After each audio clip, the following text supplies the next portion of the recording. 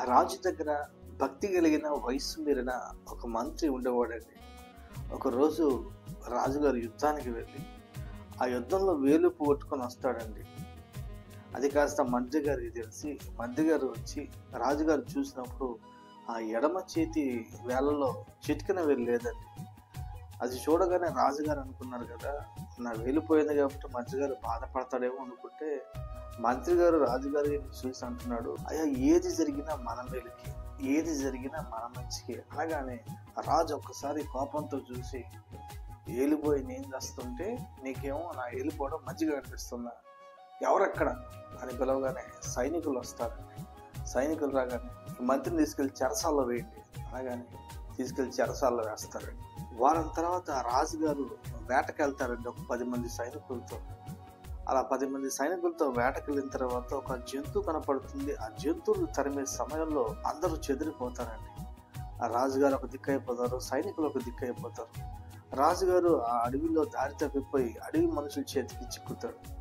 ఎప్పుడైతే అడవి మనుషులు ఆ రాజుగారిని చూస్తారో రాజుగారిని పట్టుకొని ఆ అడవి మనుషులు పెద్ద దగ్గర తీసుకెళ్తారు. అడవి మనుషులు పెద్ద రాజు చూసి, బలికి సరైనడు దొరికాడు, ఈయన్ని కానీ బలిస్తే మన దేవత మాత్రం మనకి మామూలుగా మేలు చేయదు అని చెప్పేసి అక్కడ ఉన్న వారికి చెప్తారు, వీళ్ళు బలికి సిద్ధం చేయండి చెప్పగానే రాజుగారు పాపం వణిగిపోతా ఉంటారు. ఈ రోజు నా పని అయిపోయింది, ఈ రోజు నన్ను ఎట్లయినా చంపేస్తారు. రాజుని ఆ దేవత దగ్గర కట్టేసి పడుకోబెట్టేసి కాయన పదును కలిగిన కత్తి పట్టుకొచ్చి బలివ్వడానికి కత్తి అలా పైకి లేపుతాడండి. లేపి అలా కత్తిని దించబోయే లోపు ఆ పెద్ద అంటాడు, ఆగరా అంటాడు. ఒకసారి వాడిని చూడండి, ఆ దోషం ఏమైనా ఉన్నదేమో అని చెప్పగానే వాళ్ళు పరిశీలించి చూడగానే రాజుగారికి ఎడమ చేయి చిటికి వేలు ఉండదండి. ఈ ఎడమ చేయి చిటికిన వేలు ఉండదు.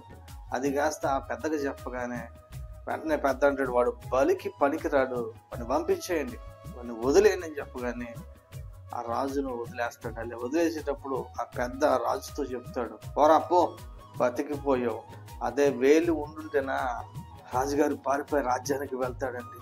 రాజుగారు రాజ్యానికి వెళ్తాడండి. రాజ్యానికి వెళ్ళి మంత్రి గారిని చెరసాల నుంచి బయటికి పిలిపిస్తాడండి. పిలిపించి మంత్రి గారితో జరిగిన స్టోరీ అంతా చెప్తాడండి. స్టోరీ చెప్పిన తర్వాత అంటాడు, అయ్యా నువ్వు చెప్పింది నిజమే, ఒకవేళ నా వేలు ఉంటే నన్ను చంపేసేవాళ్ళు, దేవతకి బలి ఇచ్చేసేవారు.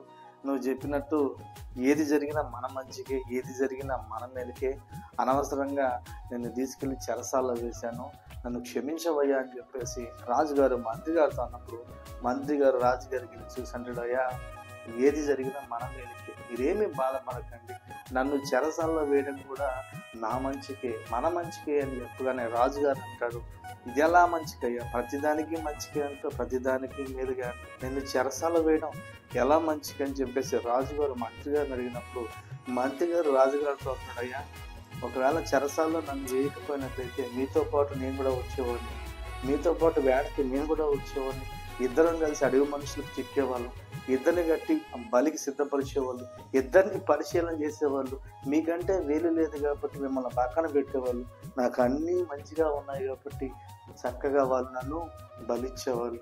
కాబట్టి రాజా ఏది జరిగినా మన మేలుకి, ఏది జరిగినా మన మంచికే అని అంటాడండి మంత్రి. అపోస్తలుడైన పౌలు రోమాలో ఉన్న బిడ్డలకు పత్రిక వ్రాస్తూ 8వ అధ్యాయం 28వ వచనంలో అంటాడు, సమస్తము సమకూడి మేలు కొరకే జరుగుచున్నవి, సమస్తము సమకూడి మేలు కొరకే జరుగుచున్నవి. దేవునికి స్తోత్రం. ఒక మాటలో చెప్పాలంటే నీ జీవితంలో ఏది జరిగినా, ఏది జరుగుతున్నా అది నీ మంచికే, నీ మేలుకే. యేసేపు ప్రేమించే తండ్రికి దూరమయ్యాడండి. యేసేపు ఐగుప్తుకి బానిసగా వెళ్ళాడండి. యేసేపు పోతీఫరు దగ్గర నిందించబడ్డాడు, అవమానించబడ్డాడు అండి. యేసేపు చెయ్యని నేరానికి చెరసాల్లో వేయబడ్డాడు, శిక్షను అనుభవించాడండి. కానీ దేవుడు వీటన్నిటినీ కూడా యేసేపుకు మేలుగా మార్చాడండి. యేసేపుకు మేలుగా మార్చాడండి. యేసేపుని ఐగుప్తు దేశాన్ని శాసించే వాడిగా, పరిపాలించే ప్రధానమంత్రిగా దేవుడు దీవించాడండి, ఆశీర్వదించాడండి. దేవునికి స్తోత్రం. ఈరోజు ఈ మాటలు వింటున్నా నీవు గత కొంతకాలం నుంచి నీ జీవితంలో ఎదురయ్యే పరిస్థితులను బట్టి బాధపడుతున్నావా? అయితే ప్రభు నీతోనే చెప్తా ఉన్నాడు, నీకు ఎదురవుతున్న ప్రతి పరిస్థితిని కూడా నీకు మేలుగా, అనేకులకి ఆశీర్వాదకరంగా మార్చబోతున్నాను. ఆమేన్.